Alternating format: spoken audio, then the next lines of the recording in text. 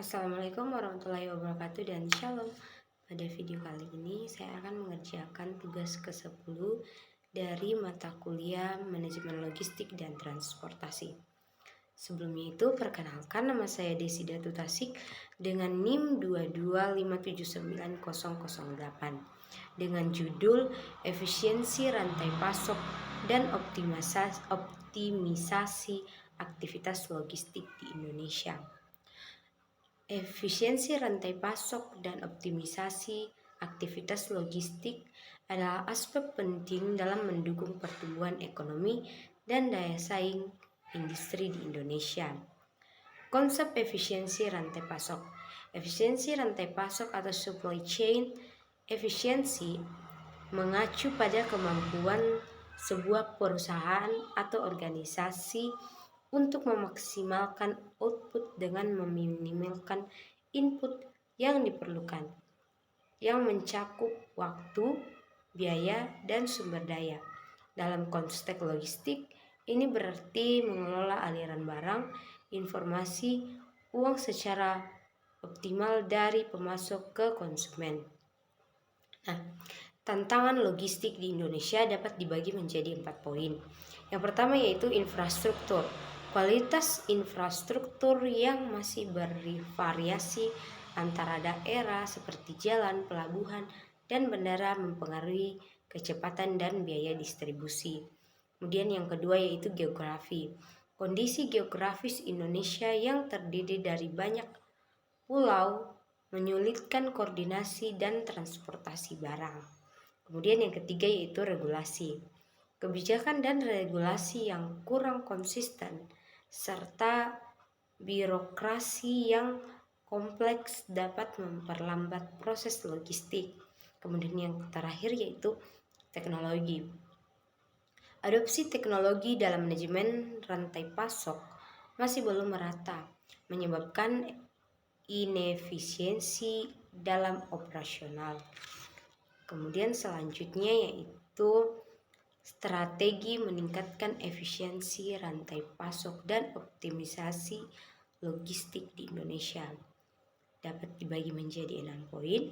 Yang pertama yaitu pengembangan infrastruktur. Investasi dalam infrastruktur logistik termasuk jalan raya, pelabuhan, dan bandara untuk mempercepat aliran barang. Kemudian yang kedua yaitu digitalisasi. Mengadopsi teknologi informasi dan komunikasi seperti sistem manajemen gudang atau biasa disingkat WMS, sistem manajemen transportasi, dan Internet of Things untuk meningkatkan visibilitas dan kontrol rantai pasok.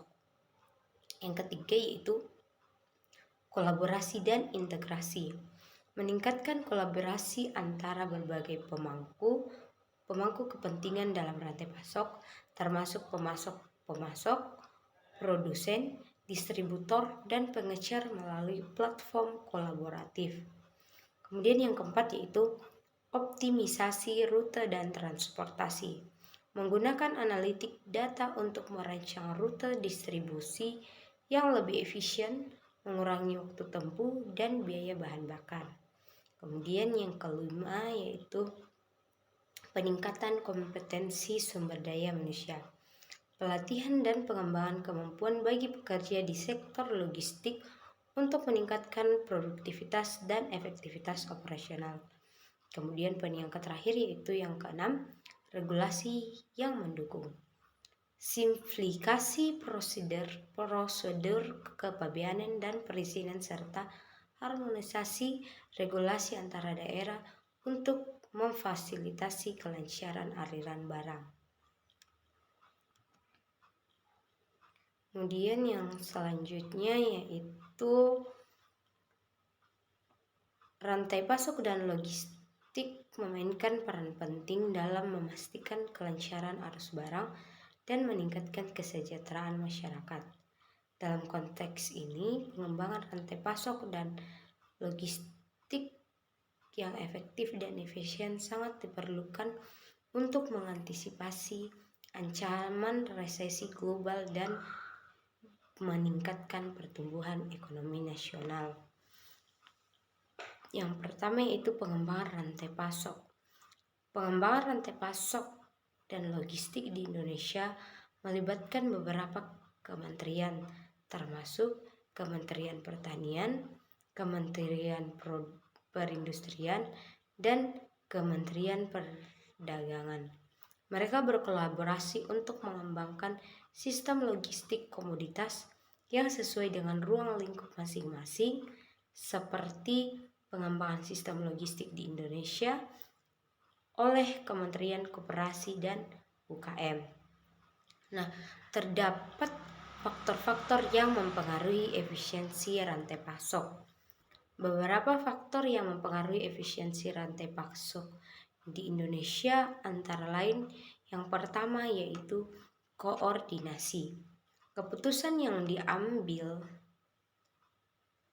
harus memperhatikan semua faktor dan dikoordinasikan dengan semua rantai pasokan demi terciptanya efisien.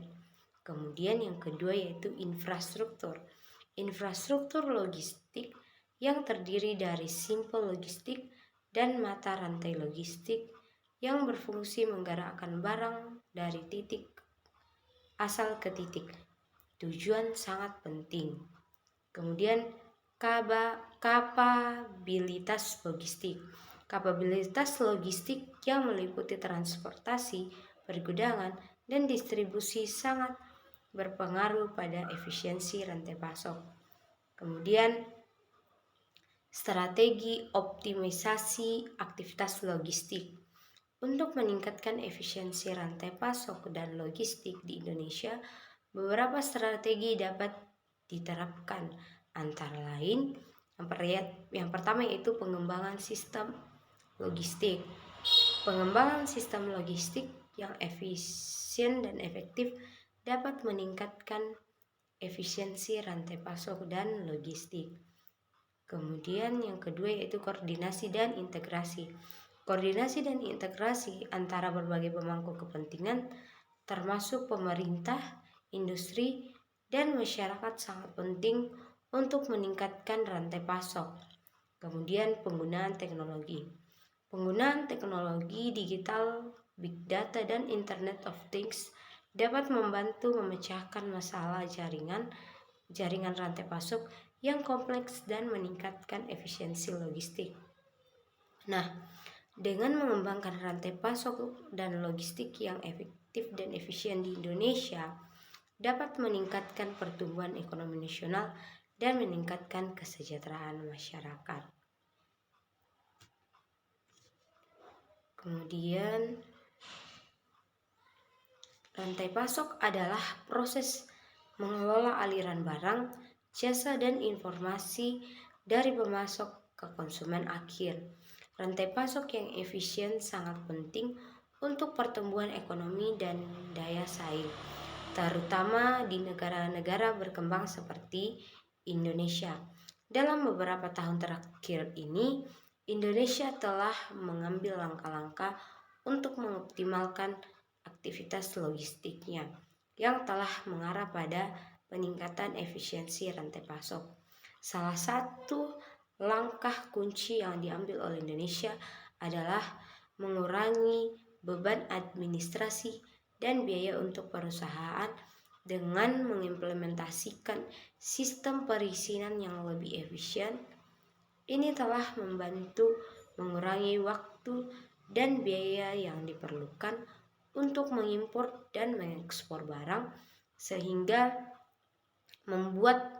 membuatnya lebih mudah bagi perusahaan untuk berproses dan meningkatkan efisiensi rantai pasok mereka.